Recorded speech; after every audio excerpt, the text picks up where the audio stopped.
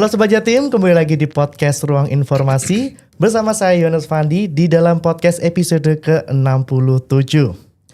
Sobat Jatim, beberapa tahun terakhir Jawa Timur menjadi salah satu provinsi yang menghadapi tantangan kebencanaan paling kompleks. Erupsi gunung berapi, banjir, tanah longsor, dan bencana non-alam. Erupsi Gunung Semeru misalnya menjadi pengingat bahwa kita itu hidup di atas jalur-jalur resiko. Tapi yang menarik, bagaimana ini belakangan muncul harapan baru. Bagaimana digitalisasi peta resiko bencana yang tengah dikembangkan oleh BNPB dan BPBD Provinsi Jawa Timur. Peta digital ini diharapkan bisa membantu publik mengetahui seberapa besar resiko yang ada di wilayahnya. Nah, tapi pertanyaannya, seberapa jauh masyarakat paham akan informasi ini? Bagaimana opini publik terbentuk dari proses diseminasi yang dilakukan oleh pemerintah? Dan kenapa regulasi seperti Perda, Pergub, Perwali atau Perbub hingga yang itu seharusnya menjadi penguat kebijakan PRB justru masih banyak yang macet di meja implementasi? Baik Sobat Jatim, hari ini saya bersama dua narasumber yang sangat penting dan juga sangat luar biasa. Ada Profesor Samsul Ma'arif. Ya. Selamat siang Bapak. Selamat sore.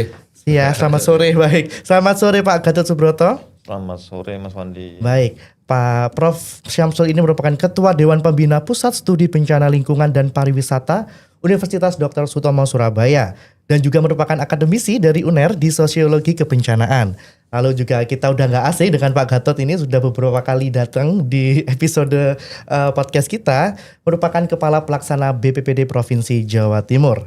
Jadi Sobat Jatim, beliau ini yang berada di garis terdepan penanganan resiko dan bencana untuk menggali lebih dalam apa, bagaimana, dan untuk siapa sebenarnya pengurangan resiko bencana itu dilakukan. Baik, untuk Prof. Syamsul. Ya. Baik, Prof. Ini saya mau tanya-tanya. Baik, kalau menurut Bapak, apa sih sebenarnya arti bencana dan risiko itu? Apakah bencana itu cuma karena alam atau juga mungkin bisa karena faktor sosial, Prof? Ada beberapa penjelasan tentang definisi bencana ya. Banyak sekali. Tapi saya tertarik kepada satu definisi yang secara hakikat menyadarkan pada kita bahwa yang pertama, bencana itu bukan faktor eksternal. Oke. Wah, ini agak menantang ya. Iya, Pak. Jadi apakah gunung berapi itu bencana? Bukan bagi saya. Oke. Apakah banjir itu bencana? Bukan bagi saya. Nanti Pak Gatot mungkin lain ya. Oh iya. Bagi saya bencana itu adalah gangguan yang sangat serius. Yang menyebabkan akibat serius terhadap sosial, ekonomi, dan keberfungsian masyarakat. Baik. Yang harusnya dia jualan, nggak bisa jualan. Iya. Yang harusnya bisa ke kantor, nggak bisa ke kantor. Sekolah, nggak bisa sekolah. Yang gangguan itu beyond atau melebihi kemampuan masyarakat itu untuk mengatasinya. Oke. Jadi kalau dia bisa mengatasi, bukan bencana. Oke.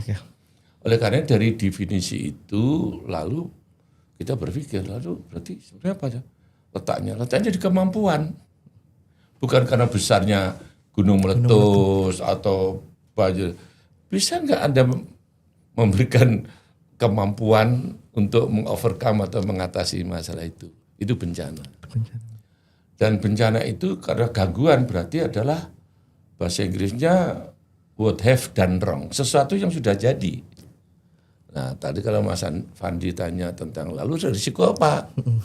Risiko itu adalah sesuatu yang belum terjadi. Risiko itu what will happen wrong. Jadi kita tahu, wah nanti kira-kira kalau mau hujan ini aku basah nih. Nah, jadi risikonya basah, tapi belum basah kita.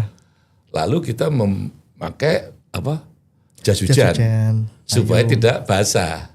Lah kalau udah basah, berarti jas hujannya bolong atau kita nggak pakai buat have done wrong. Risiko adalah sesuatu yang belum terjadi, risiko yang jelek yang belum terjadi. Nah, karena itu ya bagaimana kita memberikan satu pemahaman ini. Saya kira lewat podcast ini juga sesuatu yang berguna bagi lapisan manapun. Ya, baik para pemangku kepentingan, dalam hal ini ada pemerintah. Pemerintah itu ada apa aja ya, ada sektor pemerintahan, sektor keuangan, sektor lingkungan, sektor-sektor lah. TNI, Polri, itu pemerintah, baru satu. Yang kedua masyarakat. Masyarakat yang terdampak, sudah ada petanya Pak Gatot punya. Peta banjir yang besar ini, petanya gunung meletus ini sudah ada beliau, udah ada, pasti sudah ada. Itu masyarakat yang terdampak di mana? Itu adalah yang perlu diajak, itu pemangku kepentingan juga. Yang ketiga adalah dunia usaha. Dunia usaha itu ada 4, BUMN, BUMD, koperasi, dan swasta. Jadi kalau ada COVID kemarin itu ya Pak Gatot ya, kita rapat manggil Pertamina, manggil Jasa Marga, manggil Pelindo. Dia kan dunia usaha. Betul, Pak. BRI loh, yang jadi nasabahnya Mas Fandi juga. Ya, bisa gitu ya. Yang keempat adalah LSM. Yang kelima adalah akademisi, karena dia juga melakukan penelitian dan seterusnya. Lalu yang berikutnya media, seperti Anda sekarang ini. Jangan sampai media malah membuat masyarakat panik. Yang ketujuh adalah dunia internasional. Karena di sini pun juga ada ya, ada kesiapsiagaan, dari Australia ada. Nah yang ketujuh yang baru adalah kelompok disabel. Yang tadi kita lihat teman-teman di situ, yang pelatihan. Karena dia kadang-kadang kalau pada saat panik kita menyelamatkan diri masing-masing. Betul, Pak. Yang bisa menginformasikan kepada teman-teman yang tuli, dia tidak mau dibilang tunarungu ya, maunya kelompok tuli, dia bilang.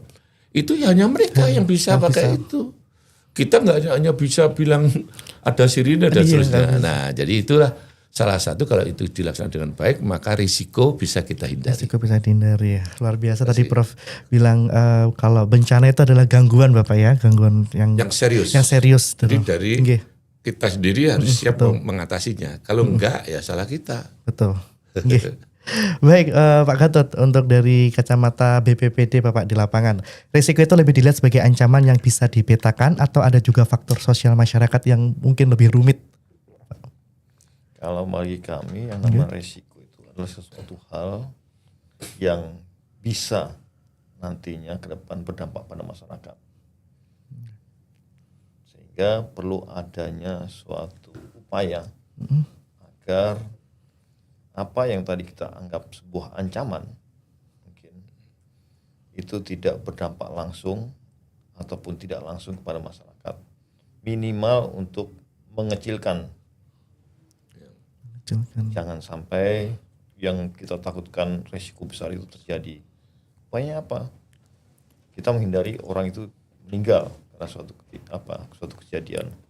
Bagaimana agar mungkin kalau memang terjadi mungkin luka ataupun lecet itu aja. Diminimalisir gitu ya Pak.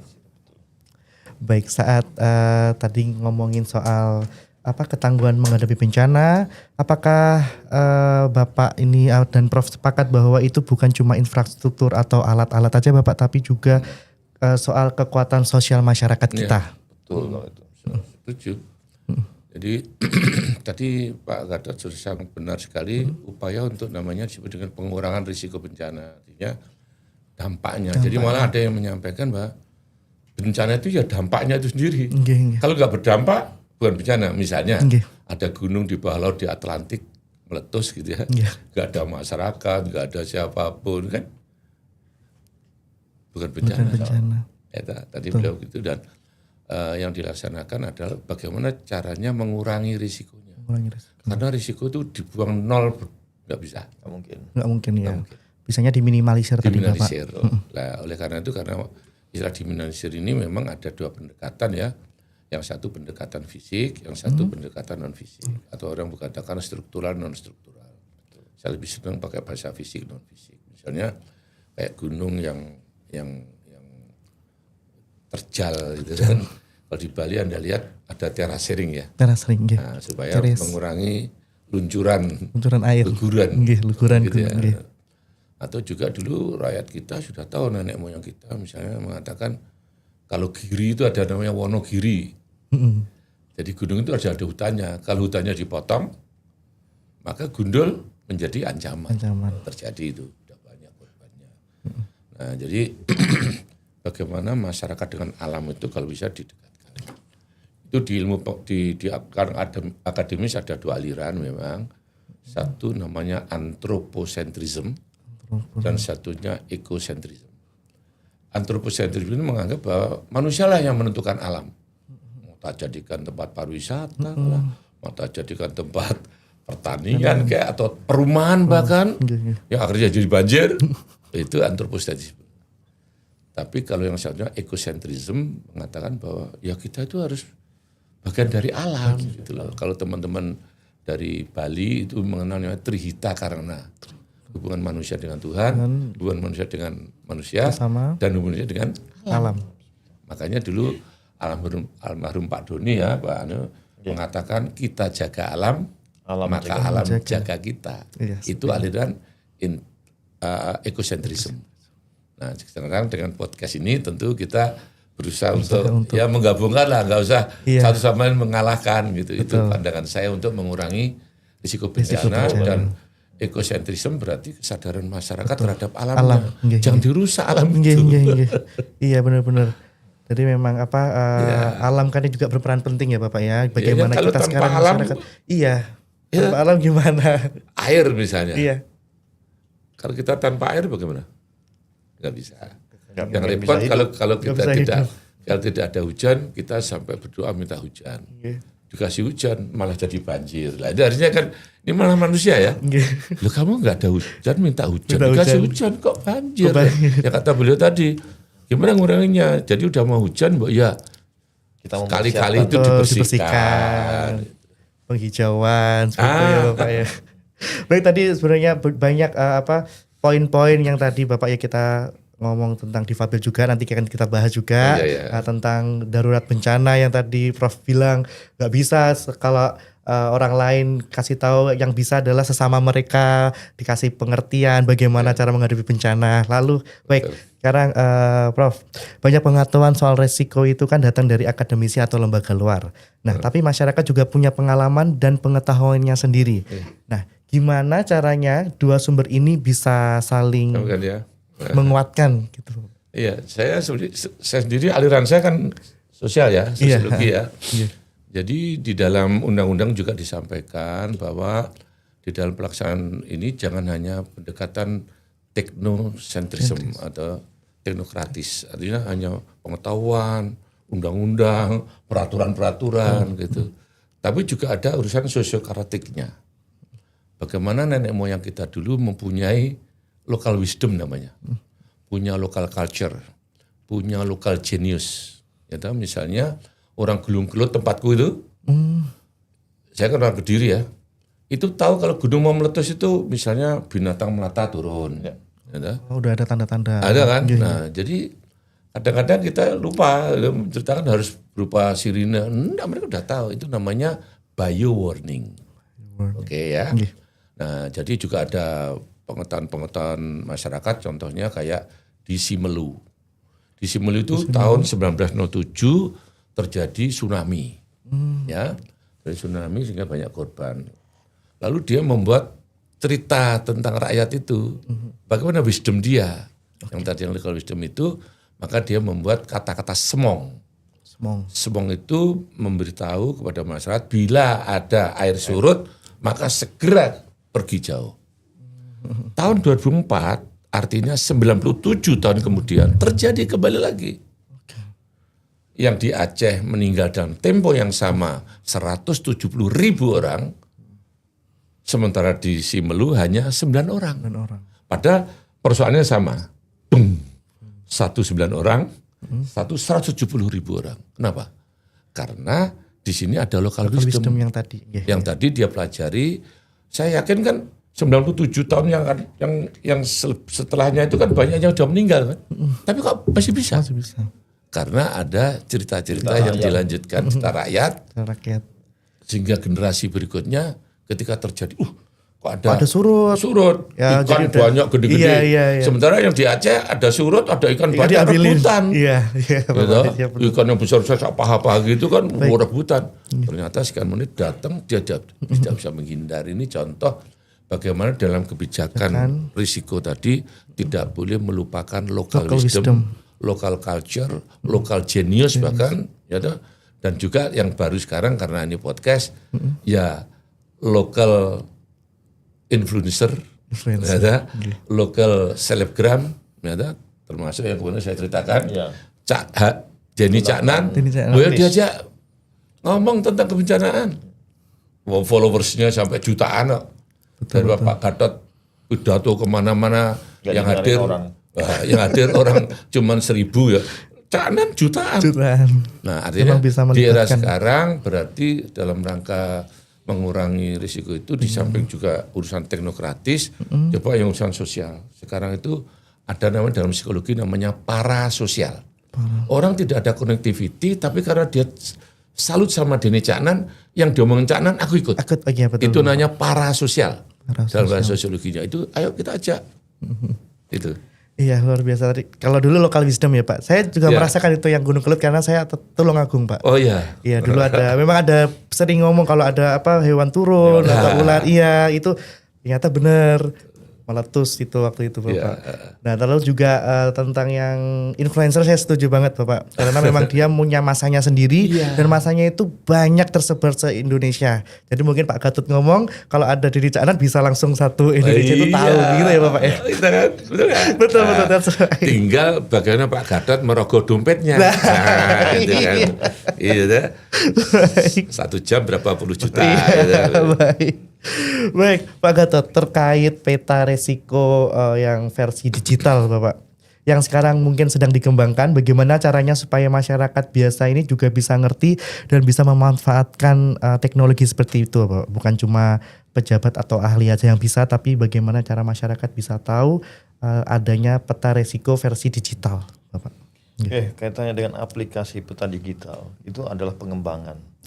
Pengembangan itu sebenarnya dimulai aplikasi tersebut di zamannya Prof. Samsul. Zaman beliau sudah dibentuk yang namanya Inaris. Sebelum ada Inaris ada beberapa aplikasi yang lain.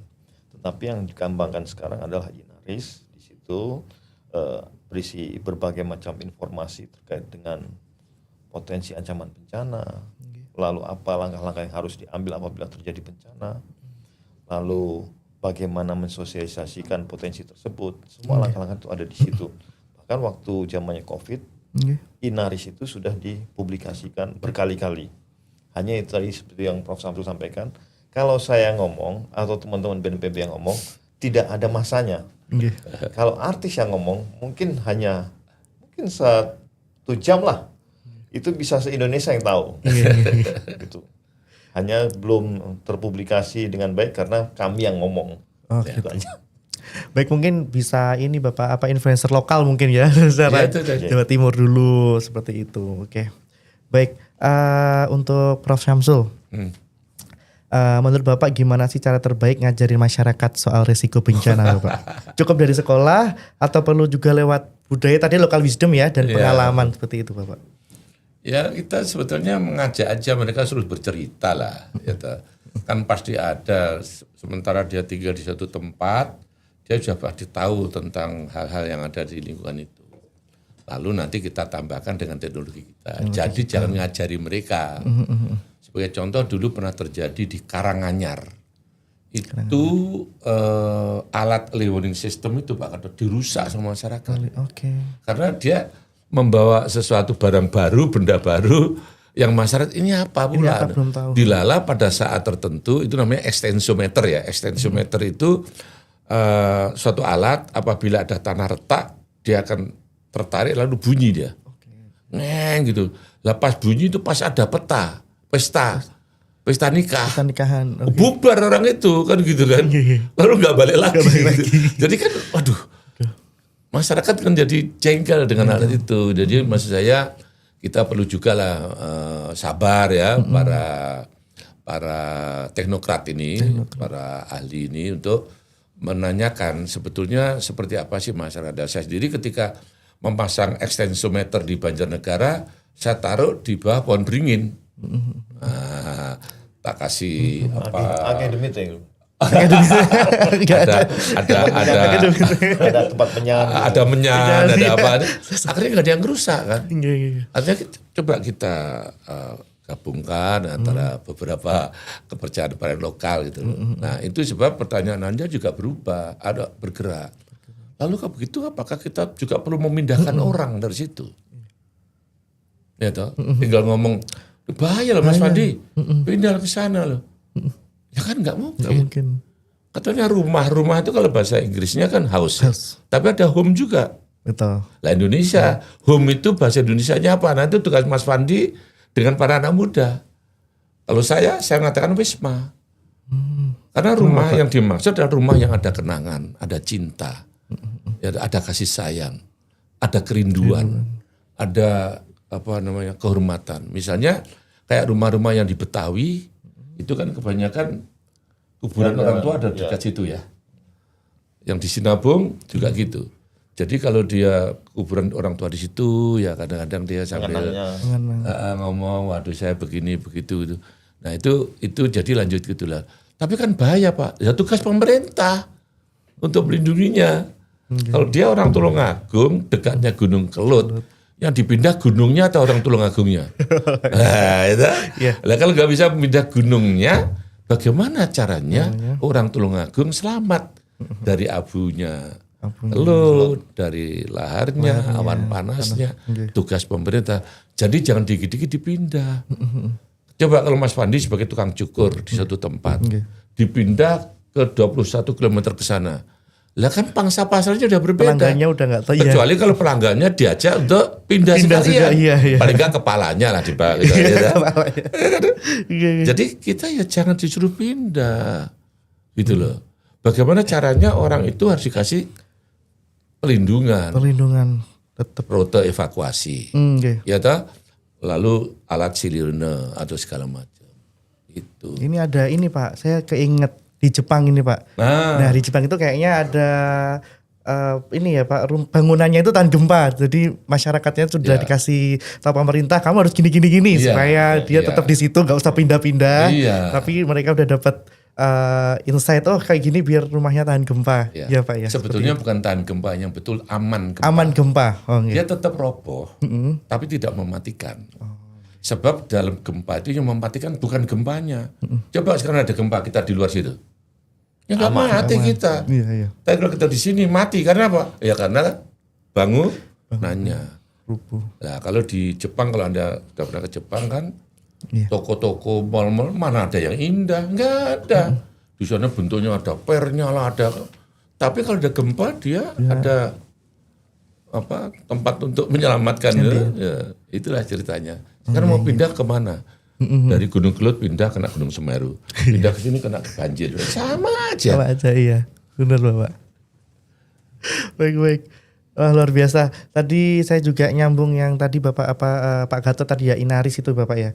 Nah BPPD kan ini sering turun ke lapangan nih Pak. Gimana caranya tahu bahwa warga itu benar-benar paham dan sadar sama resiko di lingkungan mereka masing-masing? Kalau untuk memberikan informasi kepada masyarakat, kami memang bergandengan tangan dengan teman-teman dari pegiat kemanusiaan, bersama teman-teman relawan, melakukan sosialisasi, lalu juga ada upaya memasang EWS. Ini salah satu upaya pertama mengenalkan masyarakat terkait alat tadi yang disampaikan oleh Pak Samsul, bagaimana meminimalisir agar tidak terjadi resiko yang lebih besar. Lalu juga melakukan sosialisasi agar warga paham bahwa di wilayahnya punya potensi ancaman tersebut.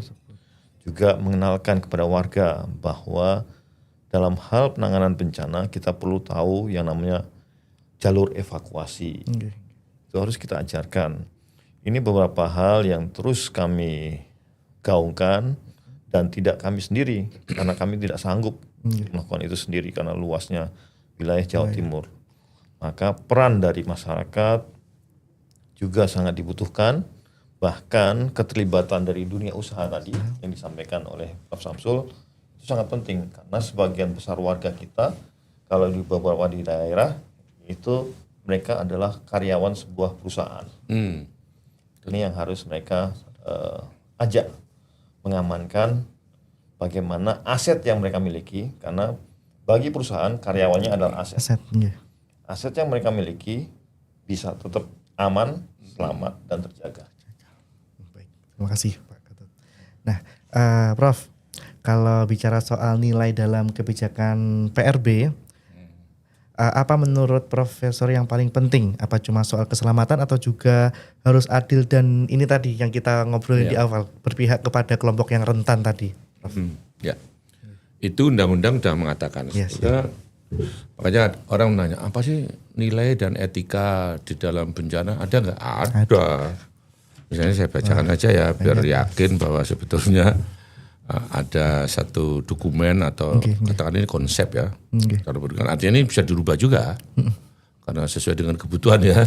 Karena bencana kala itu kan baru bencana alam, non alam sama sosial. Ternyata kemarin yang dikatakan tadi pertama kali oleh Pak Gatot perjalanan itu sekarang sudah ada bencana kegagalan teknologi yang mungkin dimasukkan non alam, tapi sekarang lebih spesifik lagi. Dan misalnya kayak karena misalnya yang kemarin saya tunjukkan di acara di Batu itu adalah di Gresik ada pabrik petrokimia. Seandainya itu ada masalah meledos gitu lah katakan gitu ya, kita nggak minta ya, artinya kan harus dijaga. Anginnya ke arah Surabaya, orang Surabaya kelengar semua. Sebenarnya itu yang dikatakan oleh Pak Gatot tadi itu perjalanan dari seperti Inaris dan dari masa ke masa itu ya berharap dengan rekan-rekan yang muda-muda ini menemukan sesuatu di hadapan gitu. Nah, kembali ke pertanyaan Anda tentang nilai-nilai itu apa? Itu ada di pasal 3 Undang-Undang 24 ya. Dikatakan bahwa bencana itu punya asas dan punya prinsip, itu sama aja. Kalau Anda cari di KBBI kan mengatakan etika adalah prinsip-prinsip yang tidak bisa berubah dalam keadaan apapun. Ada di sini. Satu misalnya, azas kemanusiaan. Jadi bencana itu bukan sekedar urusan teriak-teriak, tapi kemanusiaan. Nah, terus lanjutnya di mana? Ada di pasal 29 tentang orang jual beli kan. Kan kalau misalnya pada saat COVID kan orang butuh apa? Masker. Berarti kalau orang jual masker disembunyikan misalnya gitu. Melanggar asas itu. Mari kita lihat. Lembaga usaha berkewajiban mengindahkan prinsip kemanusiaan. Bukan prinsip ekonomi. Kalau misalnya ekonomi itu beli semurah-murahnya, jual semahal-mahalnya. Ini enggak. Berarti kalau sampai ada begitu, bisa ditangkap ya. Jadi lembaga usaha berkewajiban mengindahkan prinsip kemanusiaan dalam melaksanakan fungsi ekonominya dalam penanggulangan bencana. Ini salah satu yang lain saya bacakan aja, enggak usah. Prinsip keadilan. Karena sebenarnya urusan kemanusiaan itu kadang-kadang juga menyangkut masalah keadilan. Mengapa? Kok kebanyakan bencana itu menimpa orang-orang miskin? Benar ada urusan keadilan. Kenapa orang-orang sampai tinggal di bantaran sungai? Kemarin saya ke Malang itu Pak, ternyata ada desa bantaran yang sering banjir, ternyata ditempatin orang. Berarti kan nggak adil. Atau ada perumahan di satu tempat, yang tempat itu tidak banjir, tapi itu dulu tempatnya air. Ya tak? Wah ini kalau ditutup menjadi perumahan, akhirnya membanjiri orang lain. Itu juga keadilan. Nah, dan seterusnya. Kesemaan kedudukan dalam hukum dan pemerintahan, keseimbangan, kesetaraan, ketertiban, dan seterusnya. Prinsipnya harus cepat dan tepat. Nah di sini akhirnya kita juga menuntut bagi para pemeriksa keuangan atau kegiatan. Ini cepat tepat. Masa sama dengan yang dalam keadaan jam 7 berangkat ke kantor, jam 5 pulang. Dan kadang-kadang tidak bekerja, artinya 0. Jadi saya dulu bilang batalion 705. Masuk jam 7, kerjanya 0, pulang jam 5. Tapi dulu, zaman sebelum Nabi Adam ya, sekarang mah nggak ada bedanya. Tapi. Nah ini cepat dan tepat. Masa cara memeriksanya keuangan itu harus begitu? Sementara kita bisa, apapun bisa terjadi kan. Nah ini prinsip. Jadi prinsip ini bukan digunakan untuk hanya kepada pelaksana kebencanaan, ini untuk semuanya. Itu, bagaimana itu? Lalu ada prioritas. Nah, sekarang pertanyaannya, ganti pejabat, ganti pimpinan daerah, ganti prioritas. Gimana? Ayo, walaupun kita sekarang sadar, wah tadi Mas Fandi bilang kita daerah bencana. Kalau ganti pemimpinnya, enggak bencana takdir, kalau itu gimana? Maka ganti lagi prioritas. Ini enggak boleh, harus tetap diprioritaskan. Salah satunya tadi sudah disinggung oleh Anda berdua, yaitu tentang understanding risk, yaitu pemahaman terhadap risiko, pemahaman. Pemahaman. Nah, artinya kan ada perjuangan banyak ini, termasuk bagaimana kita memahamkan. Beliau tadi ngajak masyarakat. Beliau punya agen, Sosialisasi. punya forum risiko pengurangan risiko bencana, ada pramuka, ada pengajian, ada dasawisma. Jadi kalau saya tinggal di mana Juanda situ, ya dengan adanya saya paling tidak bisa mempengaruhi satu RT. Tidak ada satu persatu rakyat, Anda jalan di situ orang pedagang apa dipanggil, Anda ngerti bencana, enggak perlu. Satu rumah juga gitu, ngerti satu orang aja udah keren. Udah keren, iya. Paham ya? Jadi Anda masuk masyarakat itu ya agak ke arah zaman dulu. Anda tahu nggak? Zaman merdeka tahun 45. Penduduk bangsa Indonesia itu berapa? 60 juta. Tapi yang ngerti merdeka berapa? Ya hanya berapa ribu aja, Bung Karno, Bung Hatta. Jadi tidak harus namanya masyarakat itu semua masyarakat, tidak usah. Nanti Mas Fandi dan teman-teman yang dengar ini sebenarnya habis ini didaftar oleh Pak Gatot. Harus Anda bisa menjelaskan kepada lingkungan Anda.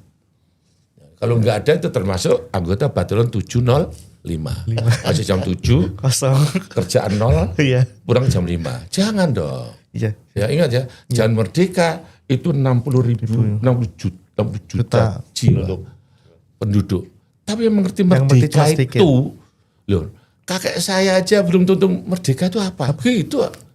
Malah dia mengatakan, dulu gini waktu zaman normal. Jadi waktu dijajah itu katanya malah zaman normal coba. Zaman normal. Ya, kalau dilanjutkan jangan-jangan semoga kapan ya merdeka cepat berlalu. Celaka kalau gitu. Oke, jangan. Baik. Nah, seperti yang dijelaskan Prof. Samsul tadi keterkaitan peran dengan masyarakat, Pak Gatot, seperti kalau dulu tiap menyambut musim hujan ada namanya kerja bakti bareng, biar saluran lancar gak mampet karena kalau mampet bisa banjir karena air. Nah, ini Bapak, waktu bikin program PRB, gimana BPBD memastikan programnya itu nyampe ke masyarakat yang paling rentan, misalnya orang miskin, lansia, orang tua, perempuan yang menjadi kepala keluarga atau yang teman-teman kita yang difabel seperti difabel itu. Ya. Difabel. Makanya peran komunitas itu penting.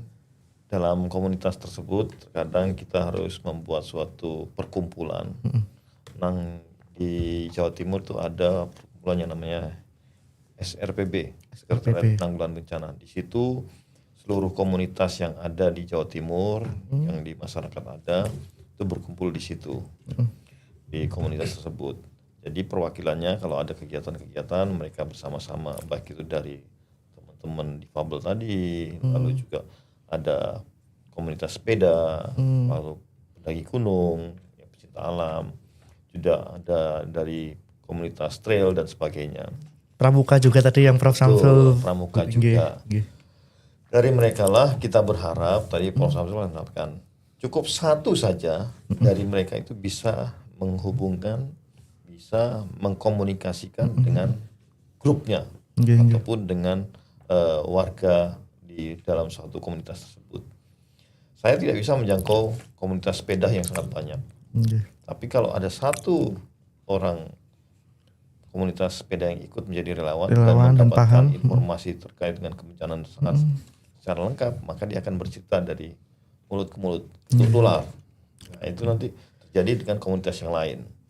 Itulah salah satu upaya kita mensosialisasikan, selalu mengajak teman-teman untuk bertukar pikiran dan saling menyapa. Dan juga ada kegiatan yang namanya arisan 0 rupiah. Itu gimana Pak?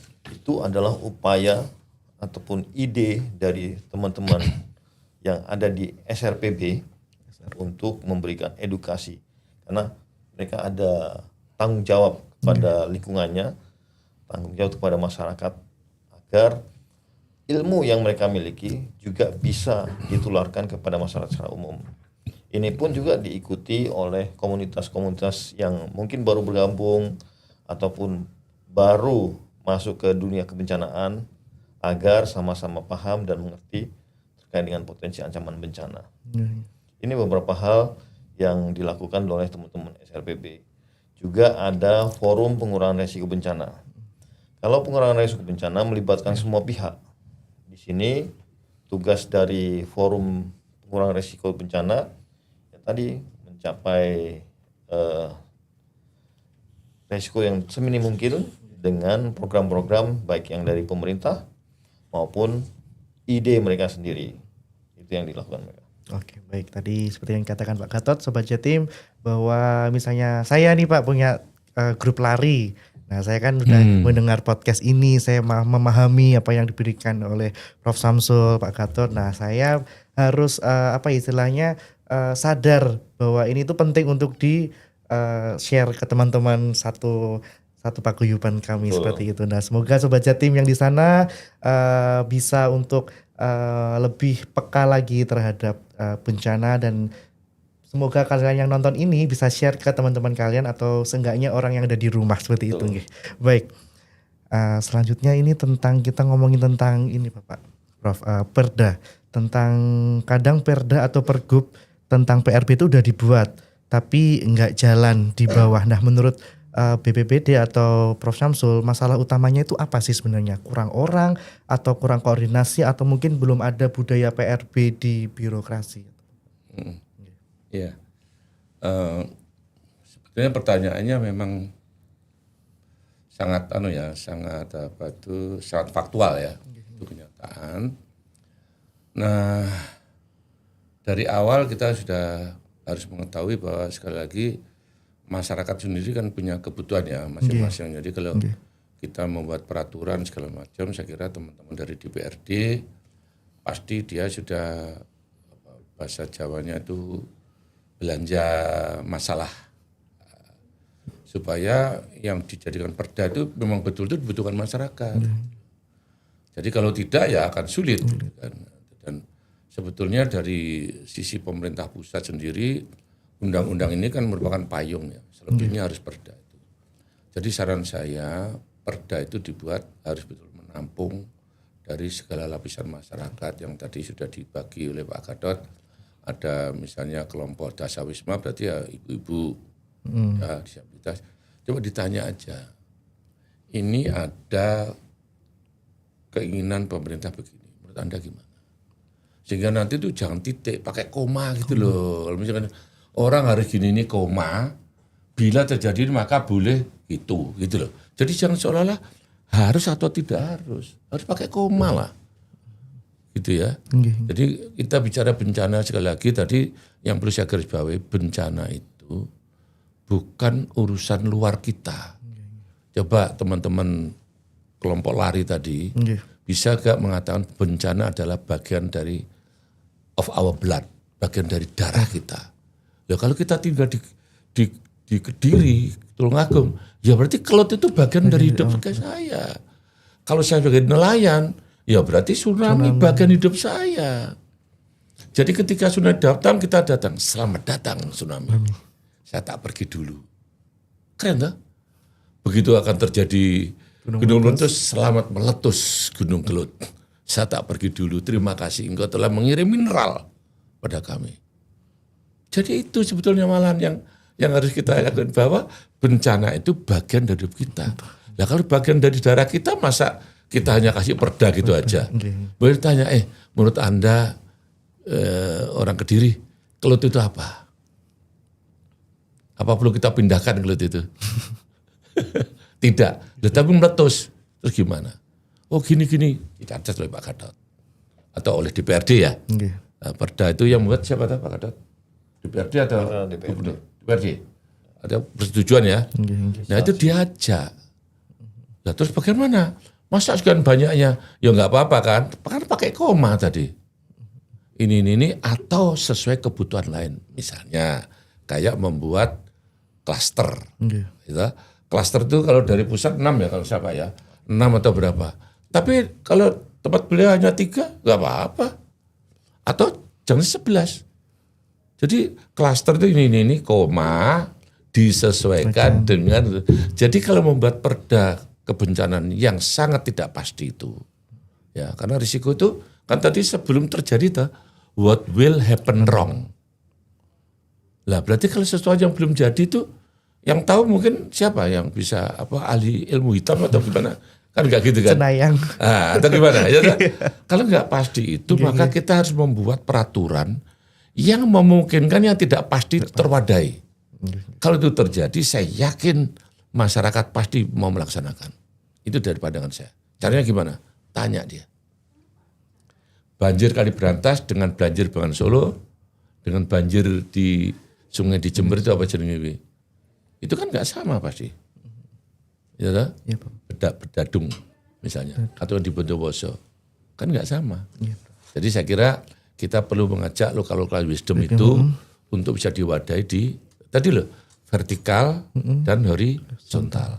Vertikal teknokratis, horizontalnya sosiokratis. Kalau vertikal itu kan sifatnya dari atas ke bawah ya.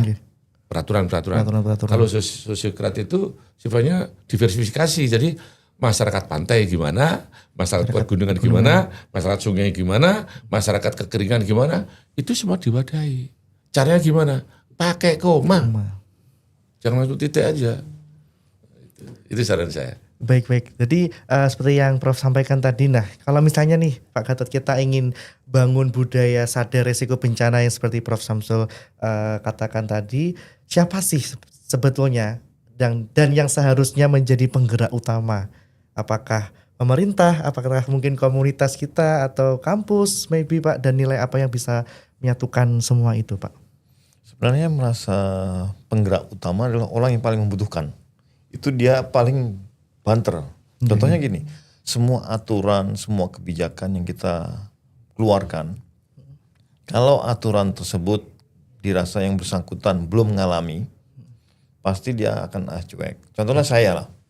Saya pada saat ada informasi ataupun peraturan tentang kesehatan, orang sehat harus hidup dengan pola olahraga teratur. Saya kan belum sakit, ngapain saya harus olahraga? Nah, tapi pada saat saya sudah sakit, baru saya ikuti olahraga itu.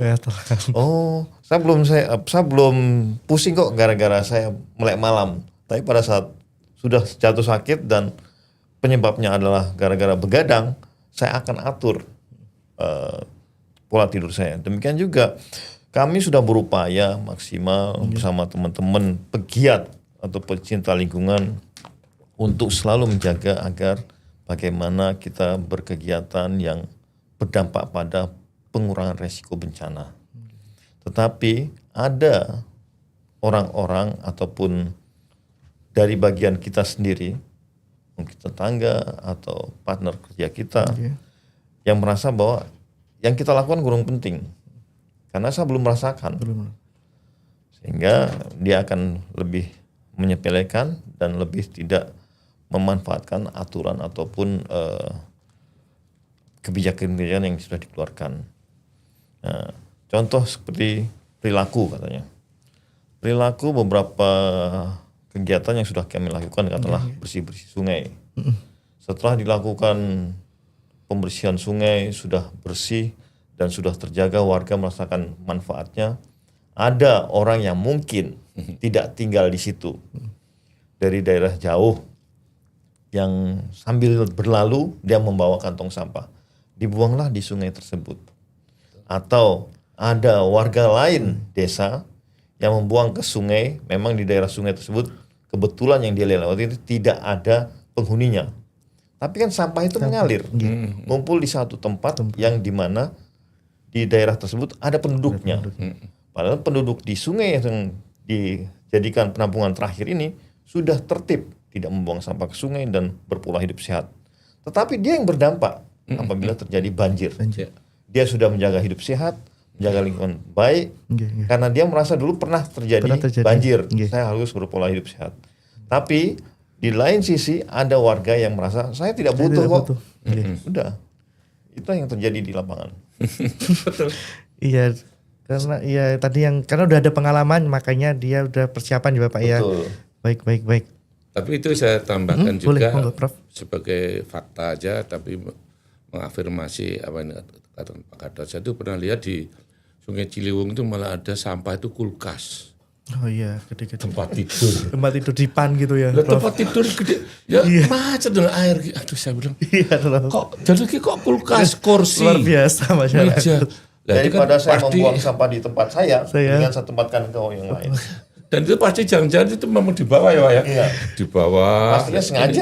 Sengaja gitu loh Ciliwung. Dan juga di Jawa Timur pernah terjadi, teman-teman Ekoton pernah melihat ada limbah dari satu pabrik yang dibuang di somewhere else yang jauh gitu. Nah ini berarti persoalan penegakan hukum juga.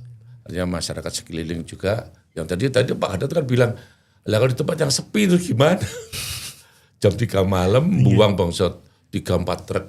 Padahal mungkin industri itu mungkin malah tempatnya di somewhere di sini gitu. Ini buangnya di ujung sana. Itu ada juga. Jadi saya kira kalau itu juga sebuah tantangan lah. Saya berharap juga yang muda-muda nanti tidak seperti itu. Yang yang dia pikir pokok aku nggak apa-apa, orang lain yang kena ya biar lah. Itu kan namanya gotong royong itu kan nggak ada semua. Baik, saya jadi ingat dulu sama Pak Gatot ngobrolin yang tentang orang, kita kasih pemahaman orang yang di atas itu Pak ya, supaya nggak membuang sampah, karena kan yang terdampak kan yang di bawah sungai-sungai itu ya. Dulu pernah Pak saya ngobrol Ini kadang-kadang juga. ini orang yang di bawah bawa truk dibawa ke atas dibuang. ya, sama Jadi aja, bukan Bro. orang di atas, Iya, sama aja. bukan. Iya juga, Gitu loh. bisa juga. Orang di bawah industri limbah industrinya dibuang di atas. Tapi waktu malam diem-diem. Nah, terus saya berharap ya pengemudinya mbak ya lapor gitulah kapan-kapan. Baik, Prof. Nah, setelah kita memahami lebih tepatnya saya memahami bahwa risiko bencana ini bukan cuma soal fisik tapi juga sosial. Nah, kira-kira apa sih langkah konkret yang harusnya jadi prioritas ke 5 tahun ke depan dalam pengurangan risiko bencana ini? Iya. Jadi sekarang itu sudah banyak. Jadi kalau dalam pengertian tadi Pak Gatot sering mengatakan pengurangan risiko bencana, ada yang bilang lagi pengelolaan risiko bencana, udah nggak usah diributin lah kita. Kadang-kadang bahasa memang itu kan bahasa Inggrisnya kan disaster risk reduction, berarti pengurangan. Tapi ada juga namanya CBDRM. CBDRM itu singkatan community based yang tadi disampaikan itu disaster risk management. Jadi akhirnya ini pengurangan atau pengelolaan? Alah, udahlah. Pokoknya semuanya itu pengurangan risiko. It means bahwa sesuatu yang akan jelek nanti jangan terjadi. Idealnya nanti anak muda yang lain jangan kena narkoba, apa yang dilakukan sekarang kan gitu kan. Nah, saya kira memang dari sisi upaya tadi sudah kita diskusikan bersama. Banyak pihak yang bisa terlibat di sini. Saya tertarik kepada urusan literasi aja. Literasi. Jadi tahun 2004 ada tsunami Aceh yang di internasional namanya tsunami Hindia Belanda. Itu ada anak namanya Teddy Smith, umur 9 tahun, dia di pantai Pattaya di Thailand. Dia bisa menyelamatkan ratusan orang. Mengapa? Karena dia diajarin kalau air surut gini, maka dia gedor orang tuanya. Orang tua tidur kan di hotel ini, lah di Pattaya itu kayak di Kuta lah. Akhirnya orang dibangunkan semua selamat.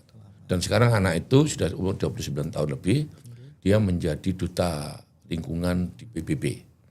Artinya apa yang kita lakukan sekarang harus kita pikirkan yang akan datang.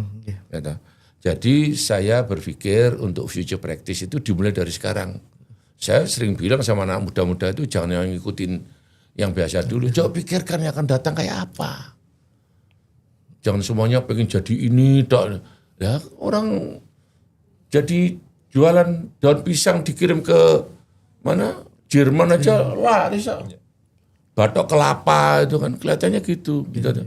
Siapa tahu bangsa ya teman-teman kita kalau kita sebut misalnya Rafli Ahmad atau siapa, enggak usah sekolah tinggi-tinggi kayak saya segala macam, tapi kan hidupnya sejahtera. Artinya bahwa apa yang kita lakukan saat ini, coba kita berpikir saya melalui literasi.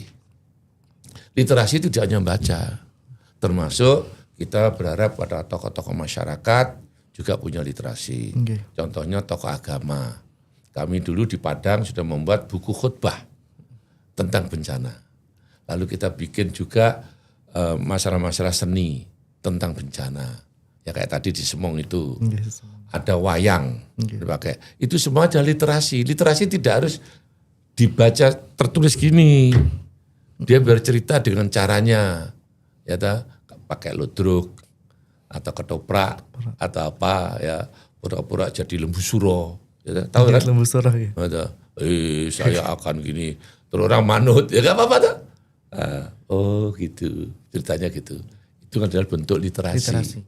Diceritakan tadi pengalaman harus dilakukan, dirasakan sendiri ya. Paling enggak pengalaman nenek moyangnya lah ya. Okay. Orang Tulungagung kan tanyakan, kenapa kok namanya kok pakai tulung? Dan kok agung misalnya gitu. Ya, Kediri, apa itu kok Kadiri? Ada introspeksi apa? Tadi Wonogiri, apa pesan itu? Kala itu Mojopahit, Surabaya, kan ada pesannya itu. Nah itu adalah literasi. Jadi literasi kita melihat sesuatu yang dari masa lalu. Ingat ya, bencana itu sudah ratusan juta tahun yang lalu. Ingat, Nabi Nuh sudah bicara tentang banjir. Oke? Nabi Musa sudah bicara tentang tsunami. Nabi Yusuf sudah bicara tentang kekeringan. So what? Emang kita apa? Bencana itu sudah bagian dari kita.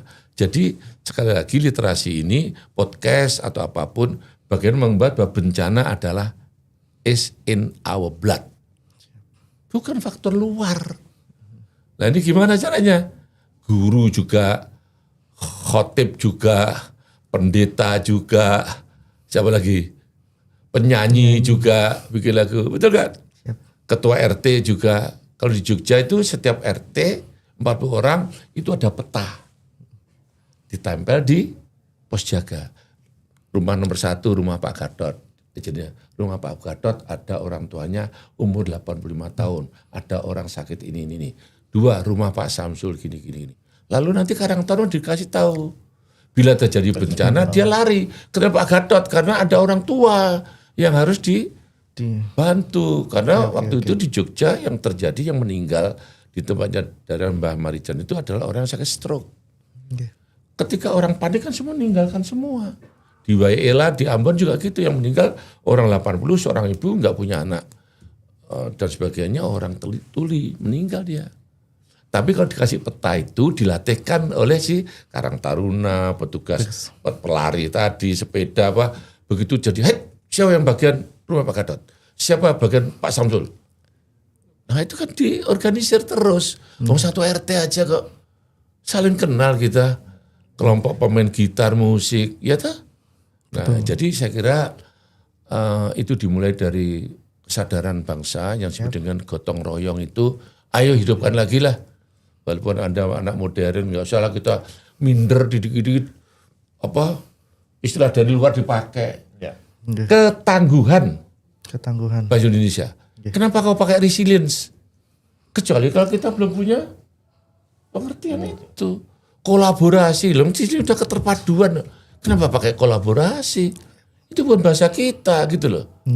Tsunami itu bahasa Jepang. Kenapa kok menjadi bahasa internasional? Karena orang Jepang tak pakai bahasa sendiri. Kenapa kita dikit-dikit kok pakai bahasa asing? Kok inferior banget sih bangsa Indonesia ini? Apa perlu diadakan perang nuklir lagi biar kuat kayak Jepang gitu, Pak? Kenapa kok kita pakai bahasa-bahasa lain kok sok gagah-gagahan? Kita udah kata tangguh. Masa ganti resilient? Masa salam resilience? Apalagi itu? Ya, salam tangguh. Keren tuh? Iya. Dipukul berdiri lagi. Bukan karena berapa kali jatuhnya, tapi berapa kali berdirinya. Itu tangguh. Berapa kali? Ingat bencana ratusan juta tahun yang lalu. Artinya kita sudah tangguh lagi itu. Ya udah nggak usah tarik nafas lah biasa. Benar-benar dapat insight banyak loh hari ini saya ini ya. Iya. Benar. Orang tua kan mesti nasihatnya anak muda-muda itu jangan hanya sekedar dapat sana pakai bahasa ini. Kamu udah punya bahasa kok. Siap.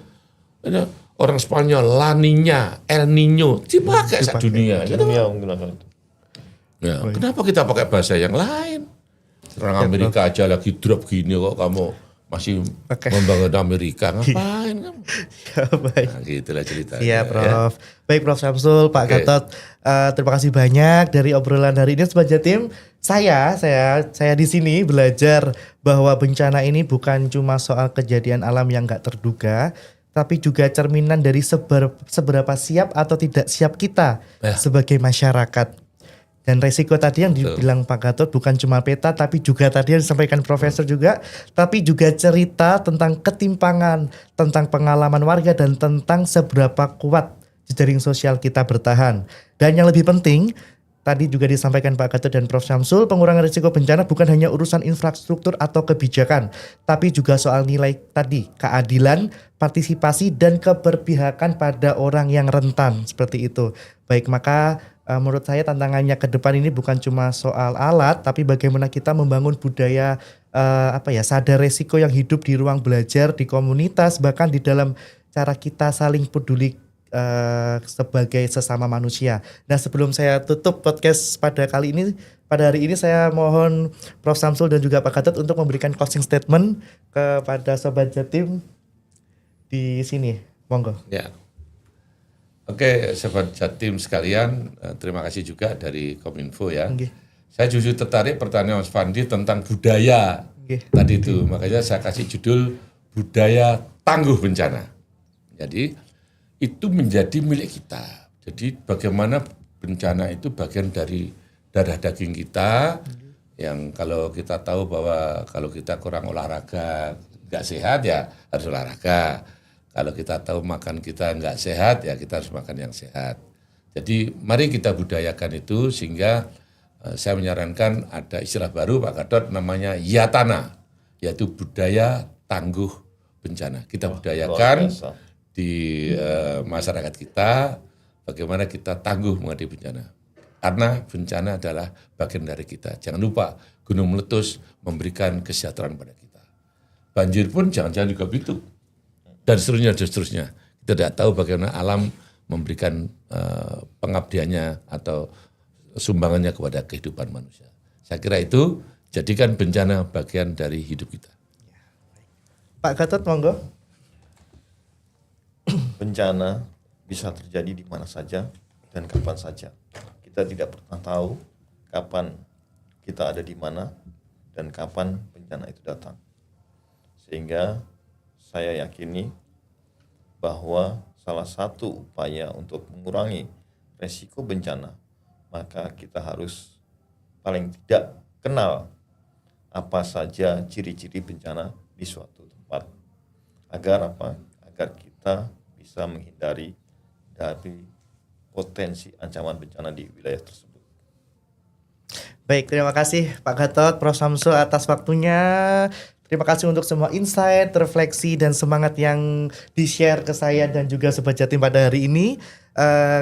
Kami harap ini mungkin bukan hanya jadi bahan diskusi saja, tetapi juga bagaimana jadi bahan gerak bersama ke depan, bersama Sobat Jatim dan juga seluruh masyarakat Jawa Timur. Baik Sobat Jatim, demikian podcast episode ke-67. Saya Yunus Fandi, Profesor Syamsul dan juga Pak Gatot mengucapkan terima kasih dan sampai jumpa. Salam tangguh. Salam tangguh. Ya.